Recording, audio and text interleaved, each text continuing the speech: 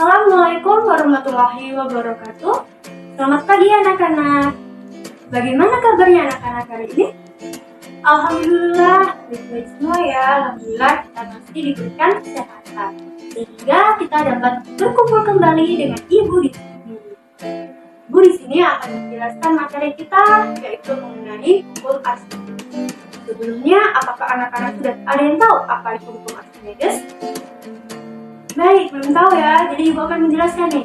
Hukum Archimedes itu pertama kali ditemukan oleh seorang bangsawan Yunani yang bernama Archimedes, sehingga dikenal dengan sebutan hukum Archimedes. Hukum Archimedes ini menjelaskan hubungan antara gaya berat dan gaya ke atas pada suatu benda. Anak-anak, apakah ada yang tahu bunyi hukum Archimedes seperti apa? Oh, belum ya. Jadi Ibu akan menjelaskan nih. Hukum Archimedes ini berbunyi bahwa suatu benda yang dicelupkan seluruhnya atau sebagian dalam zat cair akan mengalami gaya ke atas yang besarnya sama dengan berat zat cair yang dipindahkan oleh benda tersebut. Nah, hukum Archimedes ini dibagi menjadi 3, yaitu yang pertama benda tenggelam, benda melayang, dan juga benda terapung. Bagaimana anak-anak? Apakah anak-anak sudah paham mengenai materi Archimedes? Oke, jadi belum terlalu paham ya anak-anak ya. Nah, di sini Ibu akan mengajak kalian mencoba praktek mengenai hukum Archimedes.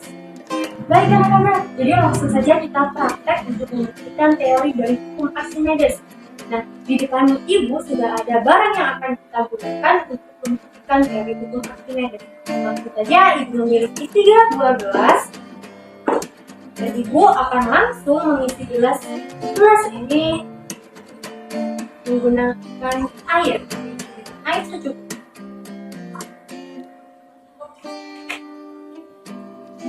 Jika sudah, Ibu di sini memiliki koin, memiliki tutup pulpen yang terbuat dari plastik, garam, dan juga 3 butir telur.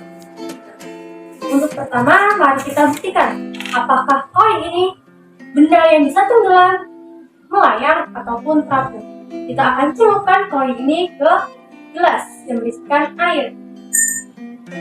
Bagaimana anak-anak? Apa yang terjadi pada koin tersebut? Iya, benar sekali.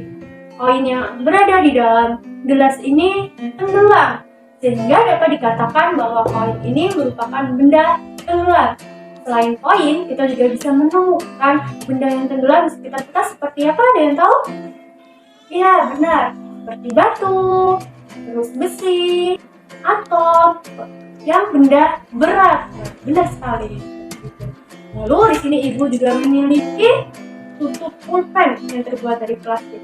Menurut anak-anak, apakah tutup pulpen ini akan terapung, melayang, atau tenggelam? Baik, kita buktikan ya. Kita celupkan ke dalam air yang berisi ini. Bagaimana apa yang terjadi?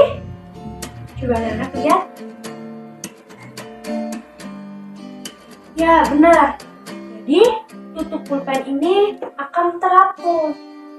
Sehingga dapat dikatakan benda-benda yang terbuat dari plastik akan terapung jika dicelupkan ke dalam air. Lalu, bagaimana? Apa yang terjadi dengan telur? Ada yang tahu? Oke, jadi kita langsung saja ya membuktikan apa yang akan terjadi jika telur kita celupkan ke dalam air. Nah, di sini Ibu akan mengambil 1 telur. Ini kita celupkan ke dalam air. Apa yang akan terjadi? Ya, bagaimana anak-anak? Apa yang terjadi dengan telur ini? Benar sekali, telur akan tenggelam. Lalu, apa yang terjadi jika kita melarutkan garam ke dalam air?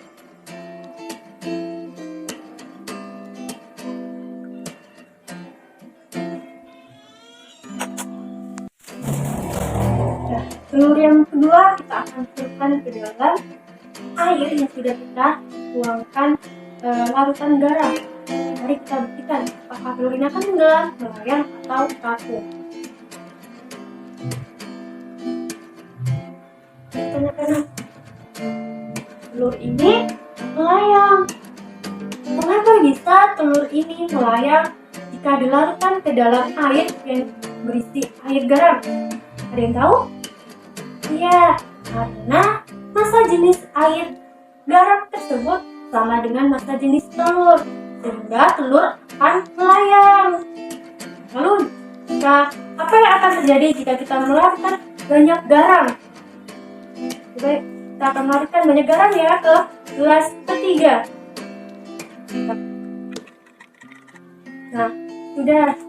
Mari kita celupkan telur yang ketiga. Akankah tenggelam? Apakah akan terapung atau melayang? Mari kita lihat.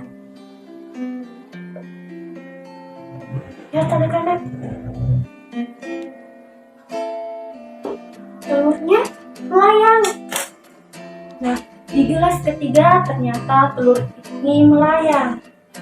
Jadi, apa penyebab dari ketiga telur ini berbeda-beda air, kan berbeda bendanya. Ada yang tenggelam, ada yang melayang, dan juga ada yang terapung. Ada yang tahu?